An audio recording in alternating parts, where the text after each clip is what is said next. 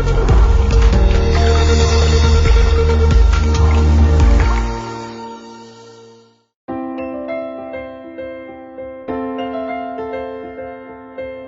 Morning, कैसे हैं आप लोग?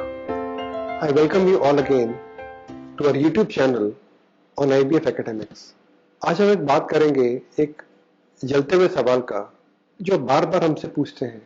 आप एक क्लिनिक में जाते हैं और वो आपको बोलते हैं कि आपका ICSI होगा। टेक्निकल टर्म है ICSI, ICSI, और साथ में बोला जाता है कि ICSI करना आपके लिए मैंडेटरी है और इसका कुछ एक्सपेंडिचर आएगा 10 to 15,000 का। You are worried, you are surprise कि क्या चीज है। तो आज हमने सोचा कि आपसे बात करेंगे कि ICSI क्या होता है, ये कब करना चाहिए, इसके लिए रिकमेंडेशंस क्या क्या है और इसे करने के क्या फायदे होते हैं आपको। So first of all we have to know that ICSI stands for intracytoplasmic sperm injection, और इस तरीके के अंदर हम एक शुक्राणु को एक डिम के अंदर इंजेक्ट करते हैं। So we are injecting every sperm separately into an egg, and that is called intracytoplasmic sperm injection. जब हम एक नॉर्मल IVF करते हैं तो हम कुछ स्पर्म्स की मात्राओं को लेकर we take few lakhs of sperms and we mix it with the egg. That is called insemination or simple IVF. पर जब किसी कारणवश हम ऐसा नहीं कर पाते हैं and we are injecting every egg separately with a sperm by using a machine called ICSI machine, we term the whole method as ICSI or ICSI. तो आप जानना चाहेंगे क्या ICSI हमें सब में करना चाहिए? Is ICSI a safe procedure? ICSI में इतना खर्चा क्यों होता है और ICSI करने के इंडिकेशंस क्या है? जब हम एक शुक्राणु को एक डिम के अंदर इंजेक्ट करते हैं, as I told you, we call it ICSI.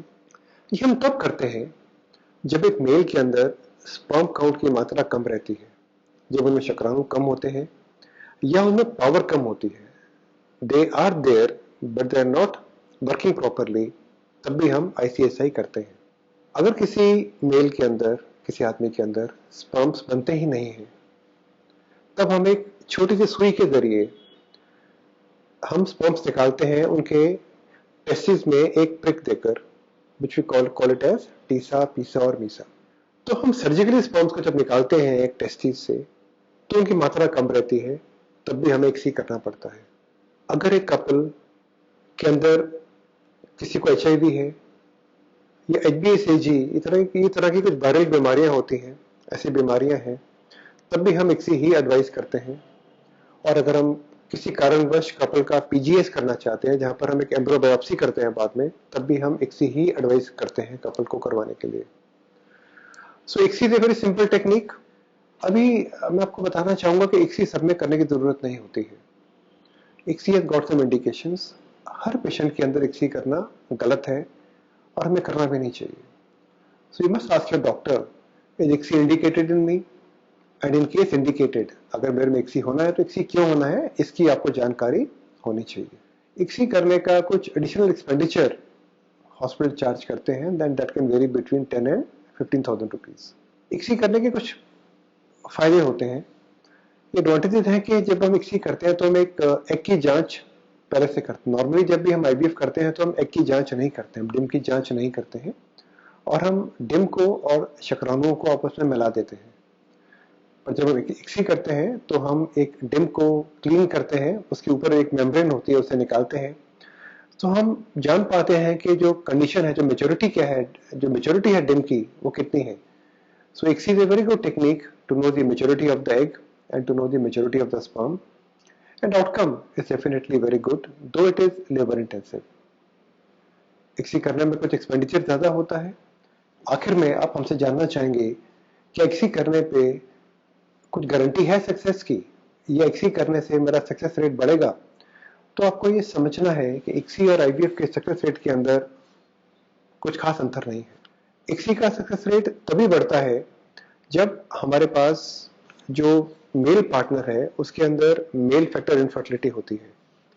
अगर स्पर्म काउंट कम है, अगर sperms are weak, they are not mature, या उसमें स्पर्म्स है ही नहीं, In these conditions, ICSI will give us a better outcome.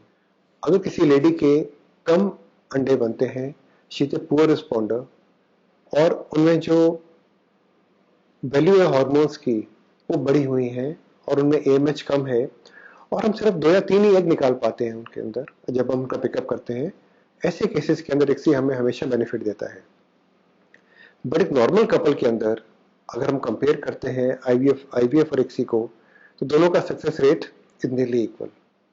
And in the end many people ask, आप भी जानना चाहेंगे क्या ICSI करने से होने वाले बच्चे को क्या कुछ शारीरिक बनावट में प्रॉब्लम आती है? जब हम एक एग को इंजेक्ट करते हैं स्पर्म के साथ, क्या बेबी के अंदर कुछ डिफॉर्मिटी होने का चांस बढ़ता है? So now we have enough data that it doesn't make much of difference. Multiple data हैं, मल्टीपल स्टडीज हैं और सारी ये बताती हैं कि ICSI करने से किसी भी होने वाले बच्चे के अंदर शारीरिक बनावट के अंदर जो नॉर्मल पॉपुलेशन है, अगर हम उनसे कंपेयर करें तो उनसे ज़्यादा डिफॉर्मिटीज नहीं आती है. So in that I will like to tell you, मैं समराइज करना चाहूँगा ये कहकर कि जब भी किसी मेल के अंदर स्पर्म काउंट की मात्रा कम है या स्पर्म्स वीक है या नंबर ऑफ एग्स जो हम रिट्रीव करते हैं वो कम होते हैं, या फिर when we are dealing with a case of azoospermias, इन सब केसेस के अंदर हमें ICSI करना चाहिए. ICSI will give us a better outcome, better success rate by around 10 to 15 or 20% or even more. ICSI is an ideal method of doing an IVF when we plan to do PGS or embryo biopsy in the couple in case they are having any genetic problem or they have got recurrent implantation failures. So ICSI is a very time and trusted technique which can be now done by nearly everyone. It's a very cheap technique and normally many of the hospitals they include ICSI as part of their package. At my hospital it is part of the package and anyone requiring ICSI we don't charge any money for ICSI separately. Thank you so much for giving me this patient hearing और मुझे पूरा भरोसा है कि इस वार्तालाप से you'll definitely get some information more and this will help you in your treatment better.